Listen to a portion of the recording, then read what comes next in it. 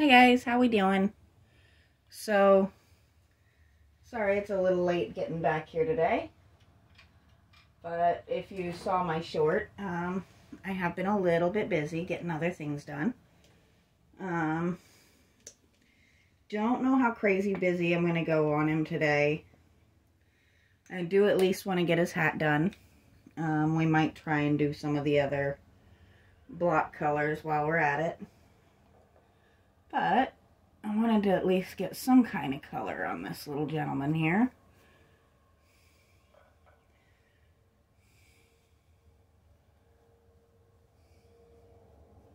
And because he is a proper yard gnome, we are going to do pretty standard coloring. We're probably going to stay pretty close to where he already was, which I am going to tip you guys up just a little bit so you can actually see what I'm doing here.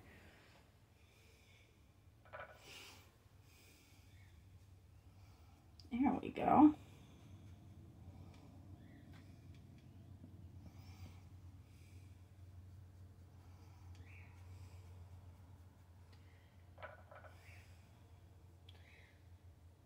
So it's been a little later in the day than I like to start.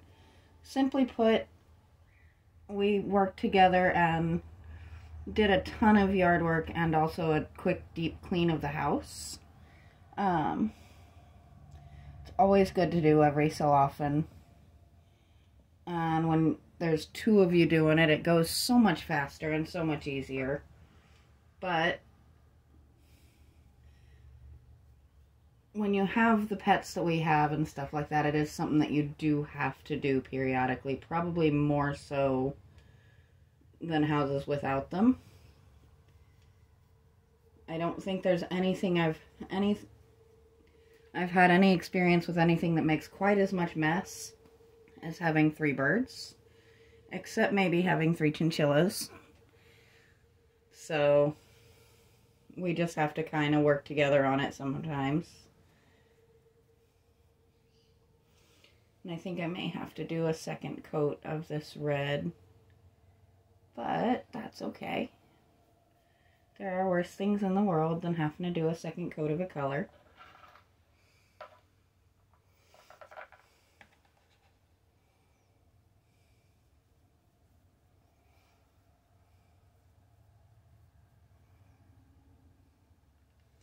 And I have seen quite a few new faces in my subscriptions, or in my subscribers of late, which I do appreciate a great deal, and I welcome all of you. Hopefully you'll stick around.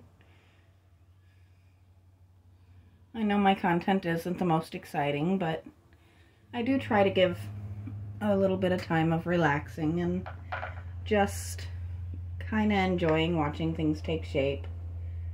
So there is that. I think this red is coming out a little pinkier than I would like, so we may go over it with a little bit of a deeper red, just because pink is not the goal.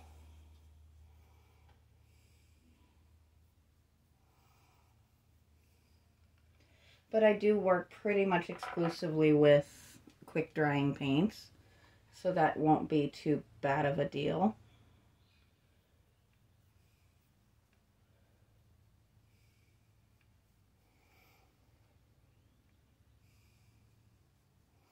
I'm just very much enjoying having beautiful days off where I can actually get out here or get in the yard and get things done and kind of start the process of making this house more and more what we want it to be. Last year we really didn't get to do as much on the progress as either one of us would have liked, with him working out of town. So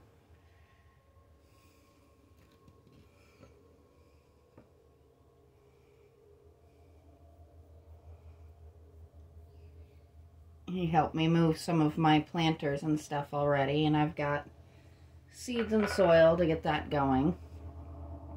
I'm just letting things cool down outside a little bit before I get going on that. But obviously I can't have that big bright bird bath and no flowers around it. That wouldn't work out, would it? Not to mention, we actually have some beautiful, beautiful little hummingbirds that live in the area, and the more flowers we have, the more we tend to see them. So I'm a fan of that. I love all of the birds we have that come visit us. So I have decided I definitely want that to be a more true red and a little bit less pink. So it doesn't look like you guys are getting the pinky side of it, so that's good. But there's what I'm looking for. So I was just looking for a little bit stronger of a red. And we'll just go right over top of this with it. And hopefully you guys will see what I mean by this one's a little pinkier than I wanted it to be. I'm not sure if that's actually a word, but that's okay.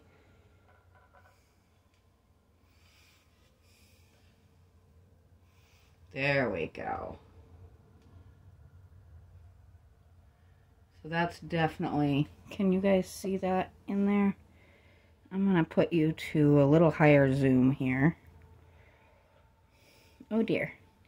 Now he's very, very bright. But if you can kind of see, the new red is just a little bit less pink and a little bit more of a true red. Let's zoom back out and set you guys back down.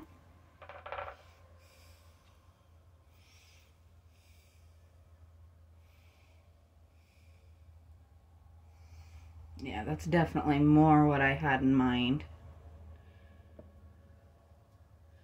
Basically, we want to avoid it fading to pink right off the bat when it's sitting in the sun. And if it's too much of a pink base starting off, that's exactly what's going to happen, is it's just going to turn pink after a couple of months, or even sometimes a couple of weeks, depending on your paint. So most of my paints are pretty good high quality and will hold their color for a good while.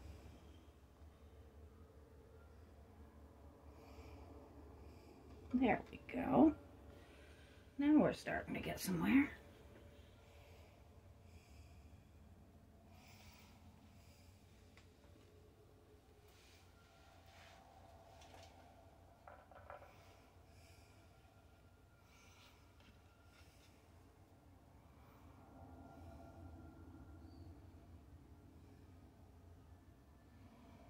There we go.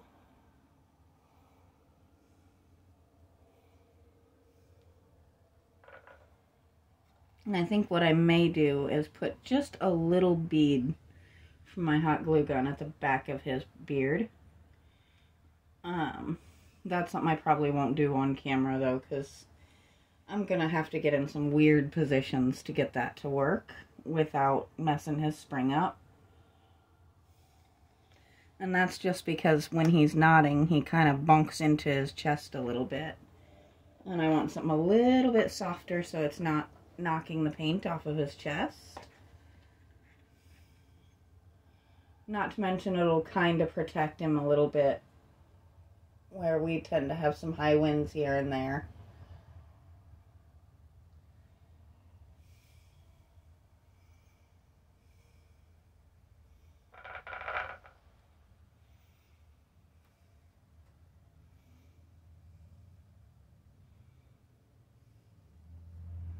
It is much easier to get around this with holding on to his chin though.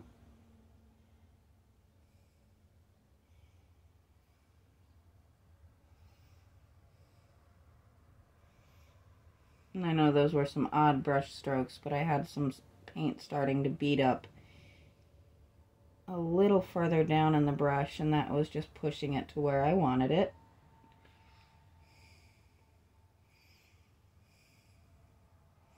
You can kind of see the paint move a little bit when you do that.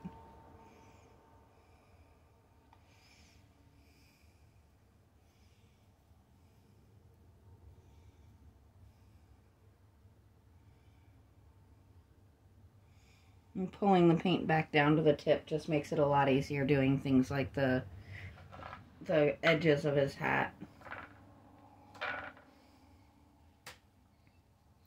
And I'm not even kind of pretending to be a teacher of any sort, but if I can share a little tip here and there that might make life easier for somebody, it does make me happy. Because as I've said before, multiple times, I do encourage anybody to give it a try. You don't necessarily have to be super good at it to enjoy it. I mean, there are days that I feel like I am pretty good at this, but there's also days where I feel like I'm just a kid playing. And honestly, I'm okay with both of those things. Because when it comes to the end of the day, what this is for me, more than anything, is a really fun hobby. I'm not making money off of it. I'm not really looking to make money off of it. I don't charge people when I restore their products. I just ask that they let me, you know, put them on here and share them with you guys. So, I'm pretty satisfied with that. I feel like it's enough for me. And there we go. Now we got a hat going.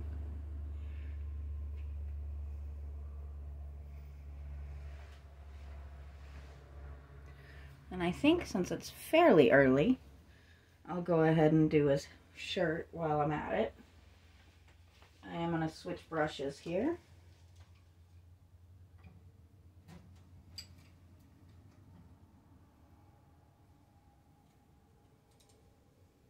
Ooh, actually, I want that one.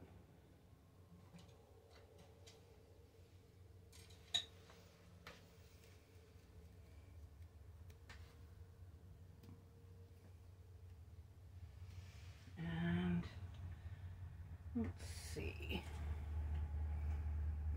Trying to decide what color. I think I want some shade of yellow.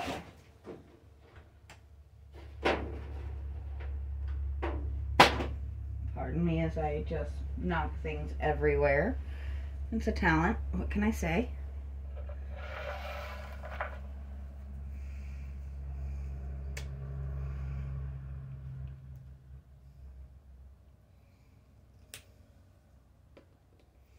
So I am actually mixing two yellows for this, just for one is a much thicker type, and two, right between the two, is the color I'm kind of aiming for, which is almost,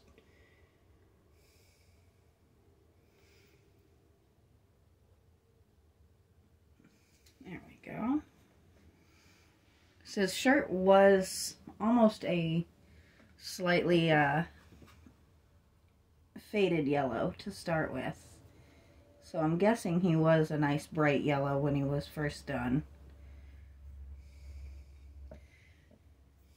But as I've said, I want him to be nice and bright and easy to spot in my grandma's garden.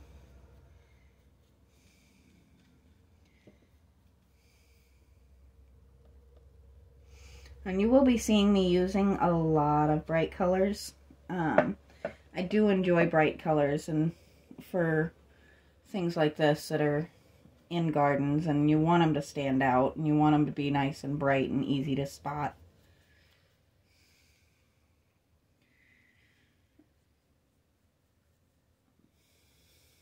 It doesn't have to be hyper realistic or anything like that. Now, I will drive myself about half crazy trying to get his skin tone right, but if you've seen me do anything with the skin tones in the past, that is just kind of what I do. I hem and haw until I get it exactly perfect, because that's just who I am.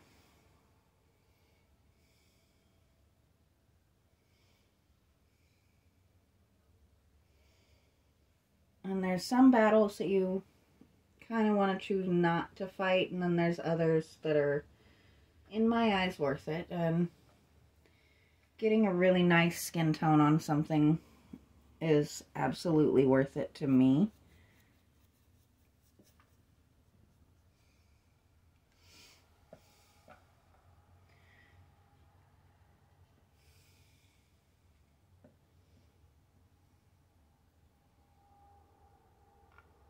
There we go. It is actually kind of wonderful being able to move his head out of my way. I am definitely a fan of that.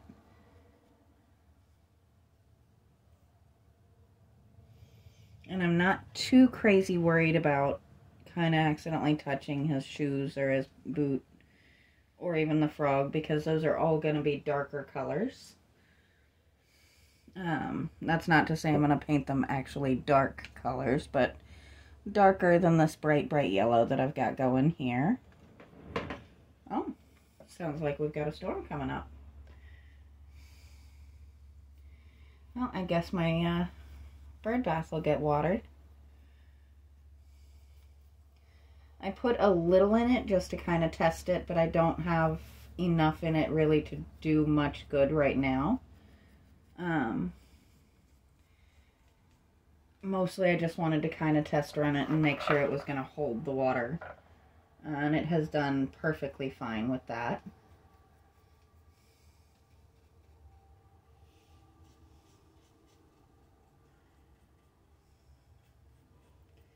I am forever grateful for my awesome boyfriend for manhandling that out so I could get it finished up, and then manhandling it again so that we could actually get it into place. So having a partner who supports you regardless of what it is you need support in is amazing. And it is something I think everyone should strive for. Because if your partner is not supporting you, and if you're not supporting your partner, then you're not really partners. And that's just where it really comes down to it. And it took me a long time to learn that. I've had many significant others over the years that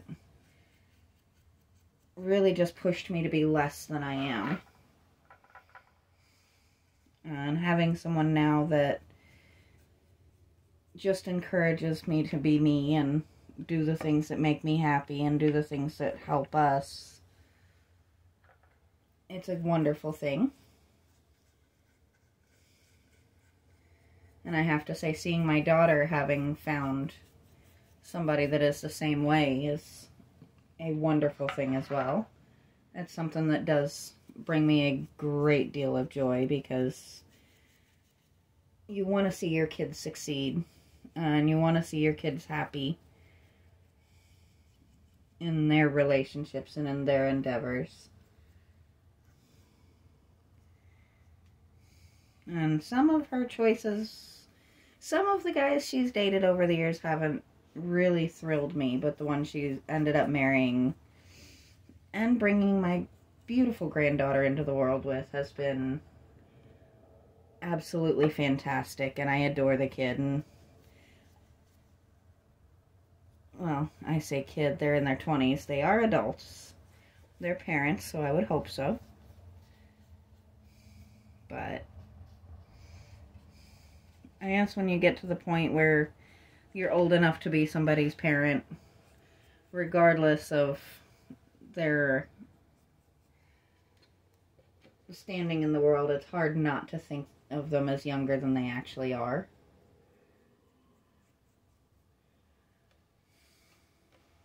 And I am going to have to go back over them. I've got a couple of spots here that are just a little bit dark for the paint that I'm using.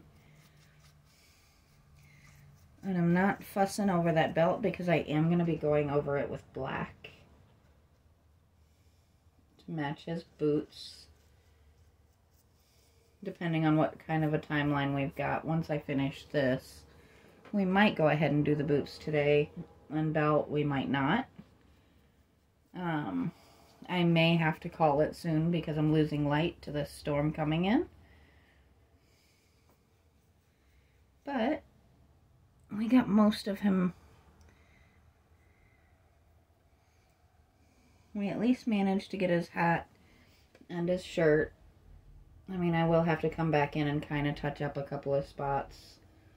Let's see if we've dried enough to make a difference.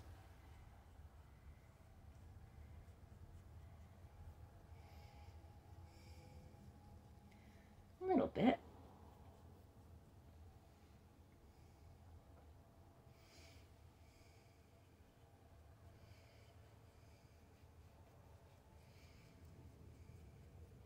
And if it's not perfect, that's okay. We can kind of let it look like shading a little bit. Maybe he has just a little tiny hint of a pattern to his shirt. But we didn't want it super bright sticking out there. I'm also just kind of trying to use up the rest of my yellow paint because I don't like to waste.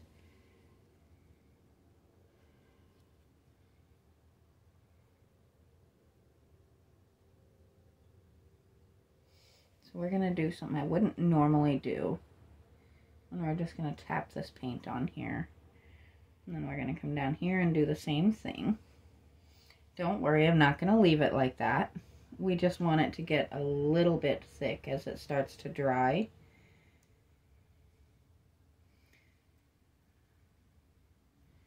And then we'll go back over it and kind of brush it into where we want it.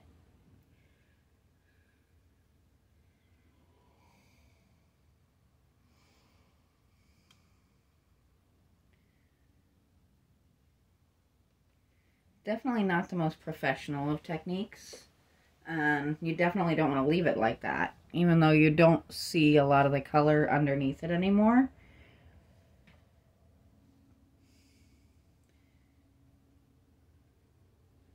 There we go. Slightly better.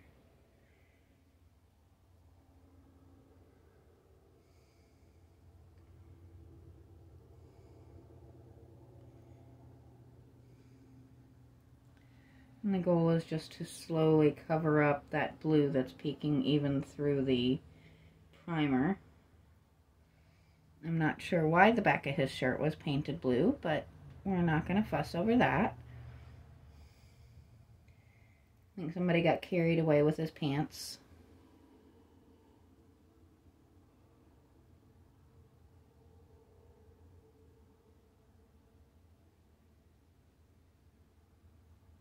But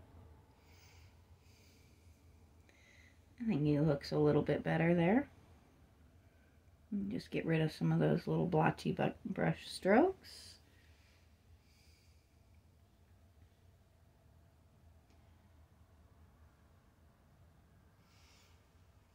Let's see, what kind of timeline are we sitting on here? So we are already past the 20-minute mark, so I am going to go ahead and stop here. Trying to keep my videos not too long. So we'll go ahead and stop here, and we'll start back tomorrow. We'll do his pants, his boots, and his beard. And maybe Mr. Frog here if we have time. And I will talk to you guys next time.